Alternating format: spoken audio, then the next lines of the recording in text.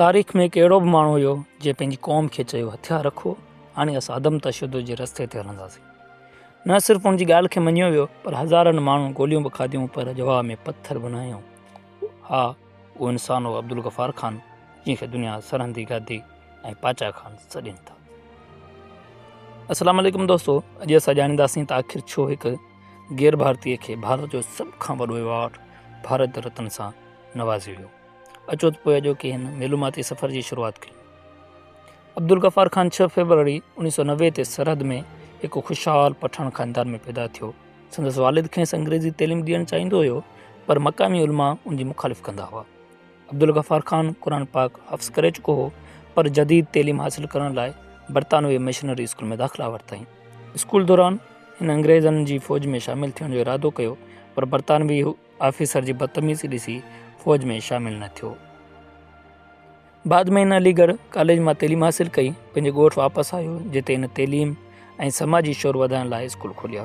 संदसि मक़सदु हो त पठान खे तइलीम ज़रिए तरक़ी ॾियारिजे ऐं औरतुनि जे तइलीम पिणनि जे कम जो हिकु अहम हिसो हुई। थोरे वक़्त बाद बरतानवी हुकूमत इन स्कूलनि खे बंदि कयो, पर अब्दुल गफ़ार ख़ान बस न कई।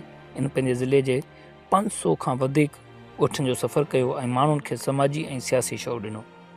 1929 में इन हिकु तनज़ीम क़ाइमु कई, जंहिंजो नालो हुयो ख़ुदाई ख़िदमतगार, मतिलबु ख़ुदा जो ख़ादिम।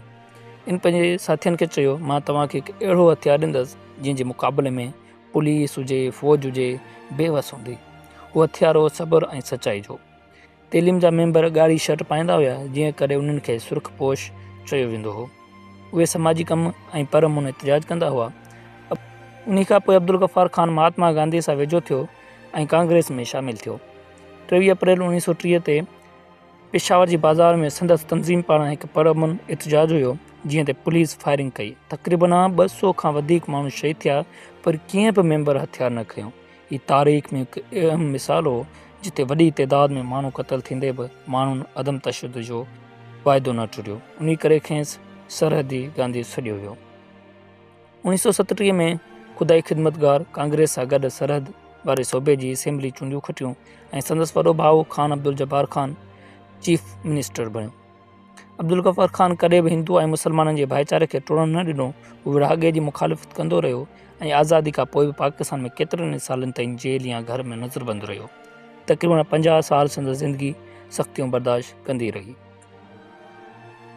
17 जनवरी 1986 ते सिंध जे मशहूरु क़ौमप्रस्त अॻवान साईं GM सैयद पंहिंजी सालगिरह जे मौक़े ते ख़ान अब्दुल गफ़ार ख़ान खे सन में दावत ॾिनी, जिते ॿिन्ही अॻवाननि विच में आज़ादी, क़ौमपरस्ती ऐं आज़ादु सिंध बाबति वीचार वंडिया विया।